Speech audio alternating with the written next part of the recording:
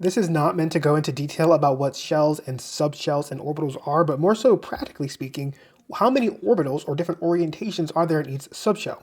So we have the S subshell, the P subshell, the D subshell, and the F subshell. And inside of each has a certain number of orbitals, or possible orientations. S has just 1, P has 3, D has 5, and F has 7. And this diagram effectively shows what that looks like.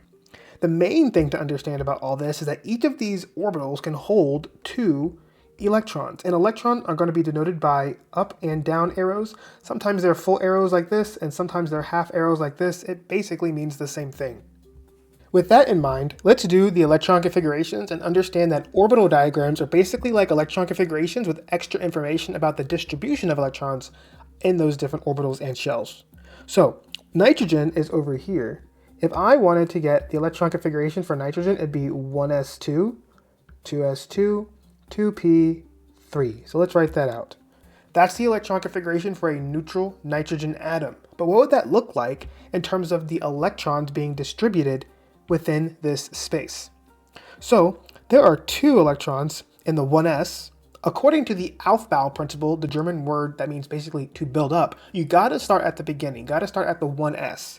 So we're going to put 1 electron, it has an up spin, and then the next electron will have a down spin. Within each orbital, there can only be a maximum of 2 electrons, represented each by an arrow, and each electron must have an opposite spin. So this is an up spin electron, and this is a down spin electron. That takes care of both of the 2 electrons in the 1s. Then we've got 2s. That's going to be these 2 electrons, up and down. Notice how I'm putting my up and my down within the same one. The rule that basically says, and it's not as easy to see with S, we'll see it with the P's and the other ones later. The rule that says that you put them all up and then all down is called Hund's rule, but we'll get to that in a bit. So we've taken care of the 1s2 and the 2s2. But how do we distribute the 2p3? That is going to be something you pay close attention to. To distribute these 3 electrons in the 2p, remember that p has a maximum of 3 orbitals, each one can hold 2 electrons. We are going to put these 3 not like this, not like up, down, up. That would be incorrect. We'd actually put all the ups we can within this level before we go back around. So we do up, up, up. Now we actually ran out of electrons. The 3 electrons we needed to put down are actually already on here. So that's actually it. We're done with the orbital diagram for nitrogen. We call these unpaired electrons. Now let's do chlorine. Chlorine is way over here. So it would be 1s2, 2s2, 2p6, 3s2, 3p5. So let's write that down. The orbital diagram for chlorine looks like this. So for 1s, we're going to put our up and our down. For 2s, we're going to put our up and our down. For the 2p6 ones, we're going to do it this way. Now, although it's going to end up being completely full because we see that we need to put 6 and it can hold a maximum of 6, here's how you do it in terms of the way that it's done with order.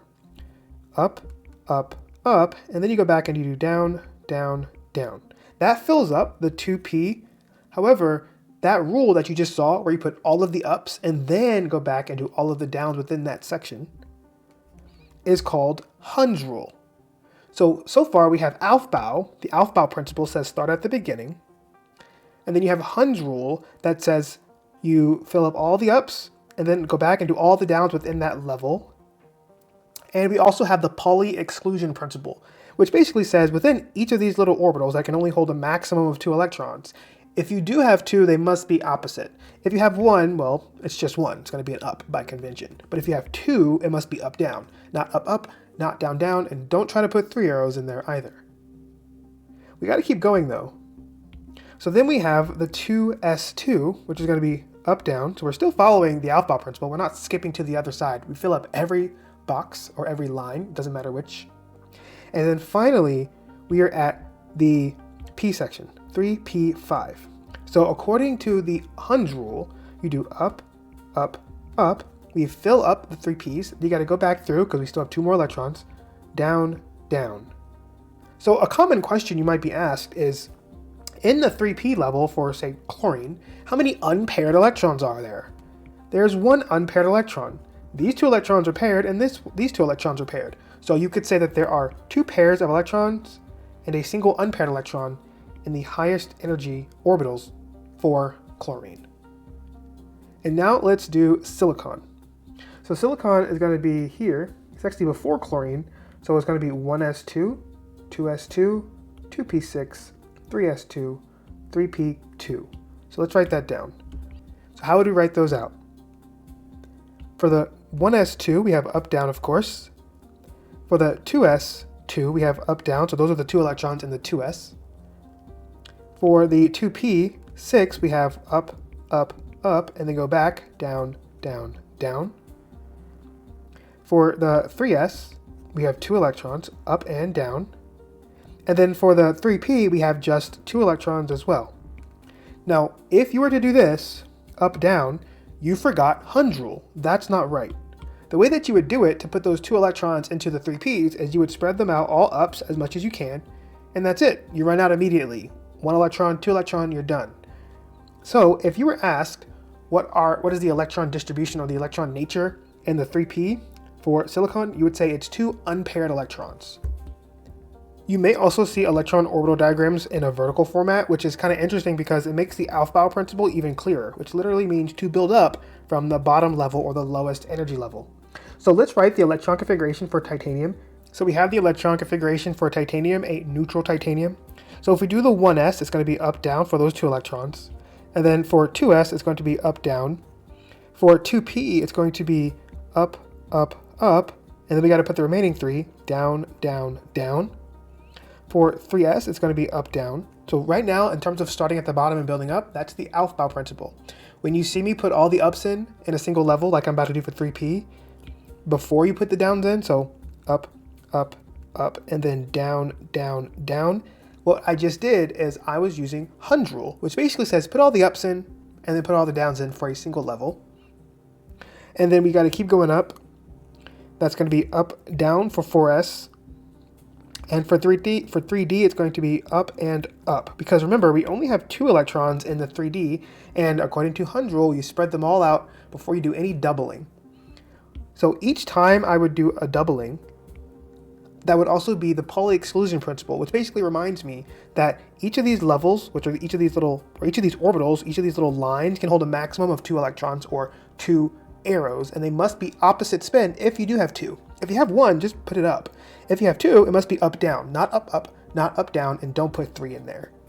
Now let's do iron. I'm going to put down the electron configuration for iron, and then we will fill it in.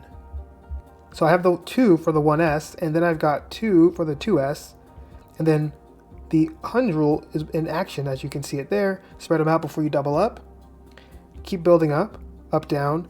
3p is going to be up, up, up, and then fill them all up. So down, down, down. The 4s, and then finally the 3d, which has 6 electrons for iron, is going to be up, up, up, up, up, and then one single down. So if you were to analyze this, the 3d has one pair of electrons and 4 unpaired electrons. What does all of this mean in reality? Not going into the details of like paramagnetic and diamagnetic and all that, but if you've ever wondered why some metals are magnetic or some materials are magnetic and others are not, it's related to the distribution of electrons within those shells and orbitals. So let's see what's wrong with the first one. We have 1s2, 2s2, 2p2. We could, for fun, try to figure out what element this is. 1s2, 2s2, 2p2. So if we look on the periodic table, we'd see that it would be carbon.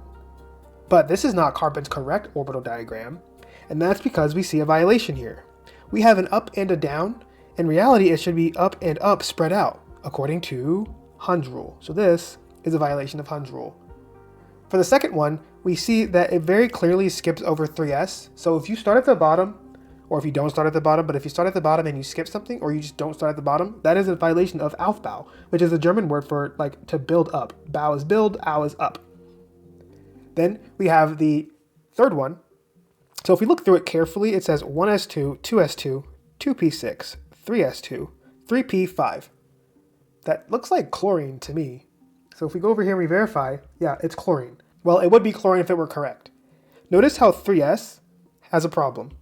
Which rule or principle is violated when you have 2 ups or 2 downs or more than 2 electrons in a single orbital? That would be the Pauli exclusion principle, because that is problematic, as is this part. And then let's do the last one. We have 1s2, 2s2, 2p6, 3s2, 3p6, 3d10. If you look carefully, they're all up, down, up, down, up, down, so there's no violation in terms of having 2 ups, 2 downs, or having to fit 3 into one of them. We also don't have like 2 ups and 2 downs in the same one or skipping anything, so it looks like it's kind of good, but if you look carefully, we're missing something here. Where did 4s go? 4s belongs between 3p and 3d, as we can see here and here. So we have titanium and iron, and we see that it would do 3p6, 4s2, and then you enter the 3d. So because we skipped one and we literally just omitted it, this would actually be a violation of the Aufbau principle as well.